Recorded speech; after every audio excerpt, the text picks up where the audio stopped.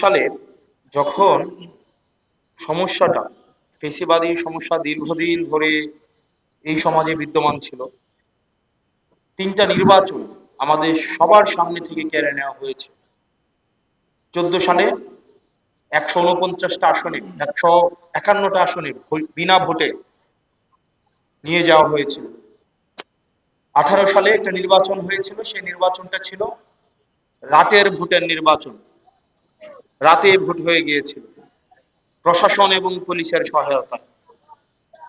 তার সন্তানের ভবিষ্যৎ এবং তার ভবিষ্যৎ অনিশ্চিত যদি ওই সরকার টিকে থাকে, সরকারের দেশের সকল শ্রেণী পেশার মানুষ যখন রাস্তায় নেমে এসে তার নিজের দায়িত্বটা বুঝে নিয়েছিল, কেবল তখনই পরিবর্তন সম্ভব হয়েছিল।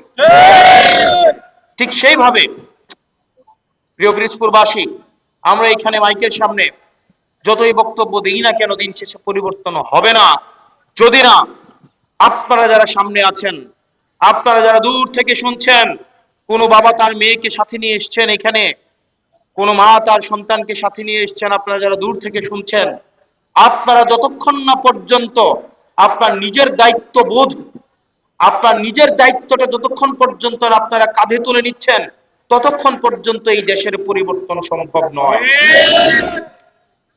আমার পুলিশ ভাইদের কাছে প্রশ্ন, আমার প্রশাসনের ভাইদের কাছে প্রশ্ন, আপনারাও জানতেন আমরাও জানতাম, আপনাদের কাছে কি কোনোভাবেই মনে হয় এই 6 জন আপনাদের এই সংসদে আপনাদের প্রতিনিধিত্ব করতে কোনোভাবেই ব্যর্থ হচ্ছে? এটা কি আপনাদের মনে হয়? প্রিয় পিরোজপুরবাসী, আমরা কথা দিচ্ছি, অনেকেই বলেন এই 6 জন ইকুয়াল টু বাকি 217 জন। আমাদের 6 জনের 5 মিনিটের কথার উত্তর দিতে এই সরকারের অনেক বাঘা বাঘা মন্ত্রীর 45 মিনিট সময় চলে যায়। আবার বিভিন্ন সময় আবার সময়ও দেওয়া হয় না। অনেক সময় যেহেতু ছোট দল, শুরু করেছি 6 দিয়ে, কিন্তু খুব শীঘ্রই এই সংখ্যা 160-এ পরিণত হবে। 160-এ তখনই পরিণত হবে যখন আমার মায়েদের সমর্থন আমাদের থাকবে, যখন আমার বাবারা আমাদের পাশে এসে দাঁড়াবে জুলাইয়ের মতো, যখন ব্যবসায়ীরা বাংলাদেশের পক্ষে থাকবে, যখন এই মিডিয়া ব্যক্তিত্ব ভাইয়েরা যারা নিরলসভাবে পরিশ্রম করে যাচ্ছেন, যাদেরকে মিডিয়া মাফিয়ারা নিয়ন্ত্রণ করতে চায়, যখন এই মিডিয়ার ভাইয়েরা এই মাফিয়াদেরকে বৃদ্ধাঙ্গুলি দেখাবেন, সেদিনই সম্ভব। যেদিন আমার প্রশাসনের ভাইয়েরা তারা যেদিন মনে করবেন এই ভবিষ্যতের এই বাংলাদেশটা তাদের সন্তানদের জন্যই নিরাপদে রেখে যেতে হবে, সেদিনই 160টা সিট আমাদের এই সংসদে সম্ভব। প্রিয় মা বোনেরা, ভাইয়েরা, আমরা আপনাদের সাহায্য প্রার্থনা করতে আজকে এসেছি। আমরা আপনাদের সাহায্য চাই। শিক্ষার্থীরা এখানে যারা উপস্থিত হয়েছেন, আমরা আপনাদের সাহায্য চাই।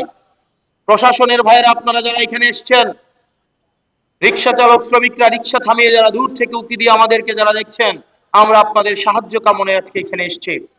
আমাদের এই সংগঠনটা হাঁটি হাঁটি পা করে দেশের বিভিন্ন প্রান্তরে, আমাদের ব্যবসায়িকদের সমর্থন নাই, আমাদের মিডিয়া মাফিয়াদের কাছে গিয়ে আমরা সিজদা দিব না, আমরা কোনো মিডিয়া যারা অলিগার্ড বর্জুয়া শ্রেণী তাদের কাছে গিয়ে আমরা আমাদের রাজনীতিকে বর্গা দিব না।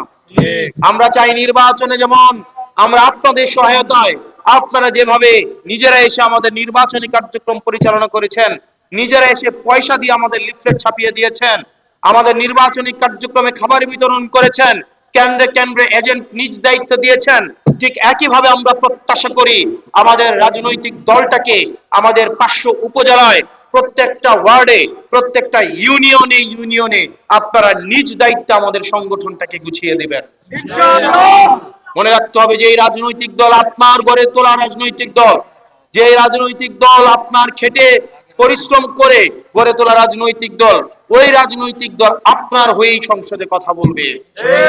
আর যে রাজনৈতিক দল ব্যবসায়ীদের দ্বারা পরিচালিত, যে রাজনৈতিক দল বিদেশ থেকে পরিচালিত, সেই রাজনৈতিক দল জনগণের ভাষায়, জনগণের হয়ে, জনগণের পক্ষে কখনোই কথা বলবে না। সেজন্য আমরা চাই জনগণের পক্ষে, জনগণের ভাষায় এবং জনগণের হয়ে কথা বলতে। সেজন্য আমাদেরকে আপনারা সাহায্য করবেন। আমরা চাই এই পিরোজপুরের যে 7টা উপজেলা আছে, 7টা উপজেলার 3টা আসন আছে, এবং আমাদের এইখানে যে পৌরসভা আছে, প্রত্যেকটা জায়গায় আমাদের আপনাদের সমর্থন এবং সাহায্য লাগবে। সেই সাহায্যের অংশ হিসেবে আমরা এই পৌরসভা থেকে আমাদের মুন্না ভাইকে আমরা এখানে আমাদের প্রার্থী দিয়েছি।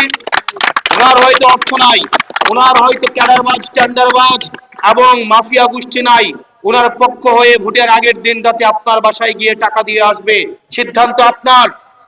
ভোটের ভোটের আগে একদিন সার্ভিস দিবেন 500-1000 টাকা, নাকি ভোটের পরে আগামী 5 বছর বিনা পয়সায় সরকারি সার্ভিস নেবেন, এই সিদ্ধান্ত আপনার। যদি ভোটের আগের দিন নিজেকে বিক্রি করে দেন, মনে রাখতে হবে উনি যখন ভোটের আগের দিন টাকা নিয়ে আপনার দরজায় পৌঁছাবে, ভোট কিনতে কি পয়সা লাগবে না? 500-1000 টাকা করে যদি 1 লক্ষ ভোটারকে দেয়, এই টাকাটা তো আগামী 5 বছর ধরে উনি তুলবেন না? পরে যখন দেখবেন পৌরসভার মধ্যে জন্ম নিবন্ধনের সার্টিফিকেট আনতে যাবেন, তখন নেবে 2000, মৃত্যু নিবন্ধনের সার্টিফিকেট 2000, পৌরসভার অফিসে পাড়া দিলে এই টাকা লাগবে 2000। যখন প্রশ্ন করবেন আপনি তো নির্বাচিত মেয়র, আপনি কেন আমার কাছ থেকে টাকা নেন, তখন উনি আপনাকে বলবেন আপনার ভোটে আমি নির্বাচিত হই নাই, আমি নির্বাচিত হয়েছি ভোটের আগের দিনের রাতের টাকায়। সিদ্ধান্ত আপনার। আপনি কি একদিন টাকা খেয়ে 5 বছর, একদিন আগে 1000 টাকা খাবেন আর 5 বছর ধরে এই টাকা পরিশোধ করবেন, নাকি ভোটের আগে ফ্রিতে ভোট দিবেন আর 5 বছর ফ্রিতে সার্ভিস নেবেন, এই সিদ্ধান্ত আপনার। আমরা চাই আমাদের যিনি প্রার্থী রয়েছেন উনি আপনাদের দরজায় দরজায় যাবে, ঘরে ঘরে যাবে, আপনাদের প্রত্যাশাই উনার নির্বাচনী ম্যানিফেস্টো, আপনাদের আকাঙ্ক্ষায় উনার নির্বাচনী ম্যানিফেস্টো, পিরোজপুরের সমস্যায় উনার নির্বাচনী ম্যানিফেস্টো, এবং এই নির্বাচনী ম্যানিফেস্টো আপনাদেরকে নিয়েই উনি বাস্তবায়ন করবেন।